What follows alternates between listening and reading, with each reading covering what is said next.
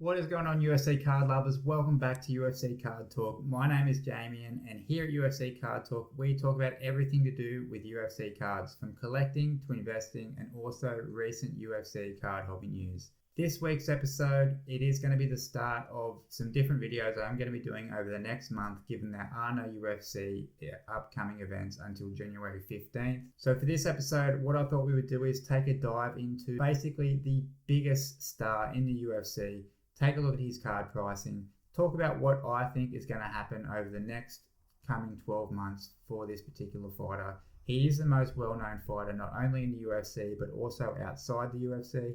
If you haven't guessed it already, I am going to be talking about the notorious one, Conor McGregor. It's important to note, obviously these are just my own opinions. I think it's fun to speculate, and I hope you guys enjoy this type of content too. If you do happen to enjoy this sort of stuff, if you're liking what I'm doing here, I'm going to get this in early this week. Hit that subscribe button, hit that like button, and also hit that notification bell so you do not miss out on any of the upcoming UFC card content videos that I'm going to be putting out there. So to get started with this video, I think it's important to note, if you are looking at investing or getting into some UFC cards strictly for the point of making some money, not just because you want to collect. Obviously, people can collect however they like and can collect whatever they like. But this video today is more talking about Conor McGregor and what my opinion is in relation to investing in Conor McGregor over the next coming months. So, an important thing to think about when you are looking into investing into a UFC fighter, you want to look at their overall picture, not only how popular they are inside the octagon, but also how popular they are outside the octagon. And as I mentioned, it does not get any bigger, does not get any more well known than what Conor McGregor is outside the UFC. If you take a look at his Instagram, he has something like 46 million followers, which is absolutely crazy. The next closest to that is Khabib with 20 something million. And to put that in perspective, Tom Brady himself, the GOAT, the greatest of all time, not only in NFL, but also in all sports, he has only something, I think he only has 12.9 million as of recording this video, which is pretty crazy to think about how much more popular Conor McGregor is comparatively to these massive athletes who also command massive prices inside their own sports card community. So to get started with that, I have in the previous bought some Conor McGregor cards, not any massive pieces, just some cards when I first got into the community I thought were big cards. At the time, I didn't really know so much about what I was doing. I just saw the name Conor McGregor. I saw some of the grades. I thought some of these cards that I bought were rock solid investments for the future, because as I said, Conor McGregor is one of those fighters who is just going to be relevant in years to come. Not only now, it's so interesting his career, because he is still fighting, not fighting very consistently, but he does plan on making a return in 2023. But he is just such a popular pop icon within the UFC, the biggest that we've ever seen. So it's fair to say that in 20 years time, 30 years time, 40 years time, even in 50 years time, people are gonna still remember and know the name Conor McGregor, which is more to be said than for what most of the UFC roster or any fighter within mixed martial arts is going to have. So he has that backing him. I thought what we'd do is now we'll go into some recent card pricing for Conor McGregor, some recent sales, both on eBay and then also on Golden, because cards command the highest in the UFC card community. So in order to do that, you have to go over to some of these premier auctions, such as Golden, to check out some of his bigger card sales. But we'll start off with eBay. So for example, here we have a copy of his Bronze Prism from 2022 Select. It's a PSA 10, $81, 22 bids. I was actually watching this card. This one went on December the 9th. It is his Green Flashback Prism. It's a PSA 10, $44.88, 18 bids, which I actually think this sale is kind of crazy. If you put this in perspective, you need to think, when you are doing these investing, you need to think not only of the fighter, of course, not only the grade, but the actual card that you're buying itself and where that card sits in relation to the sports card community in general. I spoke about this before. I do think that the 2022, the flashback prism from 2012, and if you don't understand what the flashback prism is, this is a depicted picture of if UFC cards had prism products in 2012, which was the first ever year of prism, which is first ever year of Panini Prism. This is what that card would look like. So it's important to note that I do think the most important prism product you could buy of a fighter is from 2021, the first ever year of Panini UFC Prism. Panini Prism has been one of the biggest releases in sports card history. It's up there and it's most well known, along with Topps Chrome, which we will talk about as well. But a really good example of where we are currently in the market, and it's basically one of the things that sort of sparked me to make this video now. I've been wanting to make this video for quite some time. Some of these pricing for these cards I think is super undervalued. Another card I was watching, and I actually bid on this, and to be fair, I bid on it really low. I'm being a bit of a cheap ass with my bids at the moment and the cards that I want to buy. That is just my personal opinion with the market. But this is 2021. It's a silver prism, which I always talk about. It's the debut edition of Prism for UFC. $14.50, 8 bids, December 9th as well. It's an iconic image. It's got the arm swing going on there. This is a well-centered copy of that card as well. So for that to go for $14.50 for the biggest fighter in UFC card community, that's kind of insane as well, in my own opinion. As I said, if you were to get this card graded, which it's got good centering, who knows what the surface is, who knows what the edges are like. But if you got a PSA, even if you got a PSA 9 of this card, I think in 20, 30 years time, maybe even 10 years time, maybe even shorter than that, who knows, this is just a speculating part. This card, with the growth of UFC, with the growth of the UFC card community and sports card hobby, within the sports card hobby, this card could be an easily couple of $100, couple of $1,000 maybe even. I'm very certain, in my own opinion, especially in a graded slab, depending what the grade was, would be worth at least a couple of $100. We have a Leaf 2017. It's a Mayweather McGregor, and also iconic thing to think about, because the fight that he had with Mayweather, even though he lost, it was an absolute boost for him in his overall career, his overall legacy. And to get a depiction of that in a sports card is something that's very cool. This is a PSA 10. This sold for $250. So whether that's good value or not, obviously time will be the indicator of that. But I do think that's something to think of when you think of Conor McGregor, is that fight that he had with Mayweather. So this is the big one, guys, and I'm glad that we found an example of this. His debut rookie card is from the 2013 Topps Bloodlines product, and this is what is going to, over the long term, whether it's now or in 100 years time, is going to command the biggest pricing for Conor McGregor. This is a PSA 10. It says Pop 27, meaning the population of this card is there's only 27 copies of this card in a PSA 10. December 8th, 48 bits, $7,100.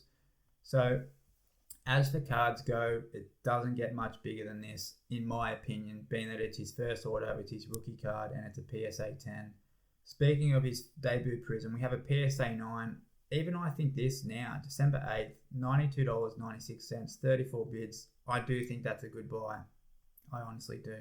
We'll go over now, check out some of the recent golden auctions for Conor McGregor. We have a copy of his 2015 Topps Champions Auto, $450. We have a copy also of his 2022 Select Black Flash 1 of 1. It's a PSA 8.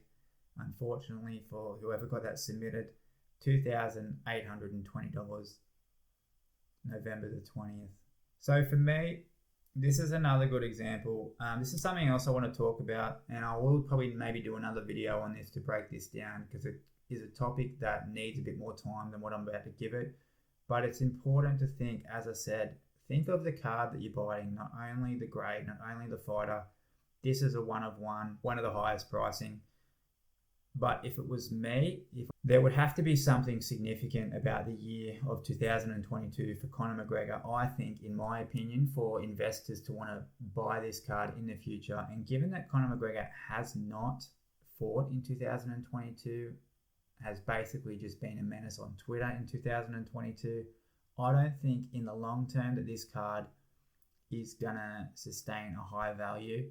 Not to say that whoever bought this card will not make a profit off it in the future, but as I said, just something to think about, and it's just my opinion. We have his 2014, it's the knockout autograph relic.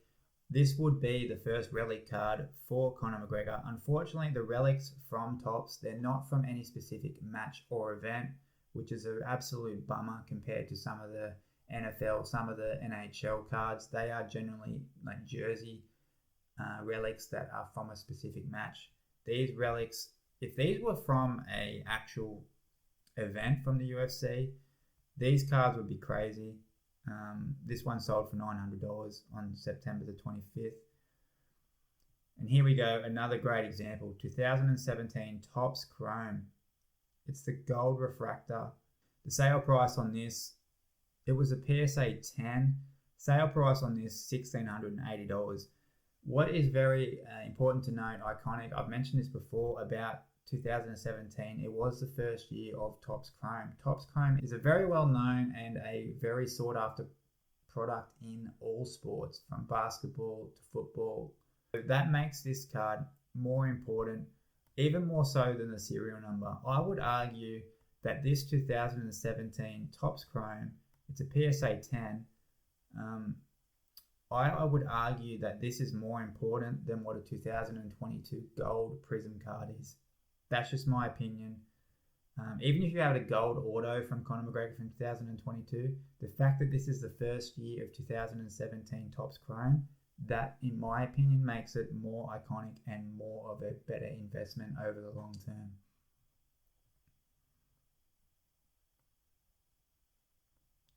We have a copy of his 1 of 10. It's the gold prism from 2022. So here we go, we're just talking about it. $1,900, 57. So although this is a lower serial number card, it's 2022, it's a PSA 9. That actually got more value than what this 2017 Topps Chrome did.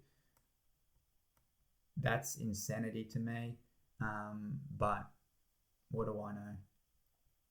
This is an important card too, in my opinion. It's the Thoughts from the Boss from 2016 Topps Knockout. This has a dual auto, and it's a dual auto of not just anyone. It's Conor McGregor with Dana White. It's a PSA 8, but for $1,200 for this card, I mean, Dana White, obviously the face of the UFC, and he will remain the face of the UFC for, who knows, probably forever. So to have a dual auto from the biggest athlete ever to the face of the UFC is a very important card. So we're going back now to 11th of April. We can see the price drop here in Conor McGregor's pricing from the 2013 auto from Bloodlines. Sale price $9,600, where we just saw it on eBay for $7,100 6 months later. PSA 10 of his Poor Man's Gold from 2021 Orange Prism, $793. That was back in March. I believe there was a recent sale of this card. I put it up on my Instagram. Shout out at UFC Card Talk on Instagram. Check it out, guys. There was a recent sale for this it was something like $360 only a month ago. So that card has dramatically dropped as well. And here we go. This is as big as you're going to get. It's a 2017. It's a Super Refractor 1 of 1. It's a PSA 10. Of course, PSA had to give this a 10, being a 1 of 1 2017 Topps Chrome. Sale price $73,800 back on the 7th of Feb. So to put this card in perspective, is that card worth that now? I would argue that it's not quite worth that. But in the future, this could be, who knows where this card could be in the future. I have another big one, 2015 Topps Knockout. It's the auto. It's a PSA 10. The auto's a 10. $4,560 on the 7th of Feb. We have his Green Refractor auto from 2017 Topps. $2,880 back in January 10th, 2022. So after going over some recent sales, some not so recent sales of Conor McGregor, but all from 2022, where I think these card prices could be at, especially if you were to buy in now, I think it's a great time, given that Conor McGregor is a little bit out of sight, out of mind at the moment, in that he hasn't fought in over 18 months now since that bad leg injury against Dustin Poirier. He will most probably make a comeback in 2023 against who is still yet to be seen, but there is no mistake to be made. His next fight, whoever it is against, will be absolutely massive. And the lead up to that fight will be absolutely massive. The event for that fight will be absolutely massive. So it's important to think about when he does make his comeback. The buzz that's going to be around him is going to be immense. And I do think we will see a spike in pricing. So I do think, in my own opinion, and I don't like to talk about flipping in the community just right now because the market is down. But I think Conor McGregor is one of those fighters who is a little bit of an exception. And I do think there is a good opportunity to be buying some of his cards at the moment. And they don't have to be these thousands and thousands of dollars. We saw some great opportunities at some lower entry points for his cards. So that's something that I would be thinking about, and something I will be thinking about leading in over the next 3 to 6 months before he makes his comeback. The only thing that I'll need to mention that I do worry about long term for Conor McGregor, legacy is sort of already determined in that he was the first ever 2-division champ at the same time in the UFC.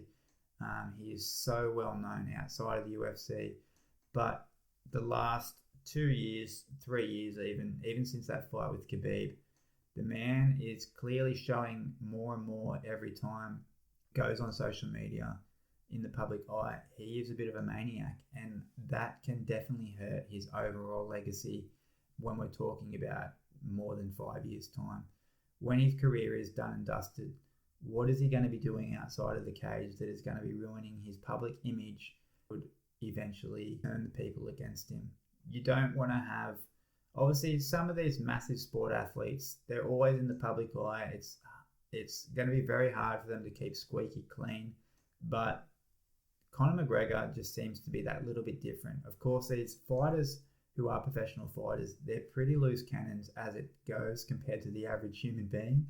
So what my point is here, without trying to be too negative, is you just need to think of all considerations, especially when it comes to long-term investing in anything. There is no saying that in the future, whether it be inside the cage or outside the cage, that Conor McGregor could do something absolutely outrageous that is going to turn the people against him. It's going to overshine those legacy moments that he's had in his career, and they're going to be the things that people remember about him, and he's not going to be remembered in such a good way. And that is going to prevent people, these future generations who we are looking at when we are talking about future investments, whether it be 10 years, 15 years, 50 years, these could be things that are going to hurt his legacy enough that these people aren't going to want a piece of Conor McGregor and his history. But to be fair, there is one thing that we should add to this at the moment, and one thing that I think is a positivity for Conor McGregor and his current career and his current legacy is that he is becoming involved in Hollywood movies. This is obviously only going to boost his career even more. He is going to be taking part in the new version of Roadhouse, which is a massive film from the 1980s. So that's going to draw a lot of attention. That movie is going to be quite popular upon its release. That's going to add to his collectability in these years to come. These are just some things I want you guys to think about. As I said, when it comes to long-term investing, I feel like there's not enough people in the UFC card community that are really highlighting this, because I do think there is such a great market for UFC cards now and in the future. UFC, as it grows as a sport, as more fans get involved, they're going to want more parts of the UFC history, and that can be done through sports cards. As always, guys, hit that subscribe button if you like what I'm doing here. If you don't like what I'm doing here, that's fine. Maybe let me know down in the comments below. Feel free to comment below what it is that you would like to see me do different. I am here learning as well as a student of the content game. I appreciate every one of you single guys for watching. If you've made it this far, Merry Christmas to you guys. and I'll see you again next week for another episode of UFC Card Talk.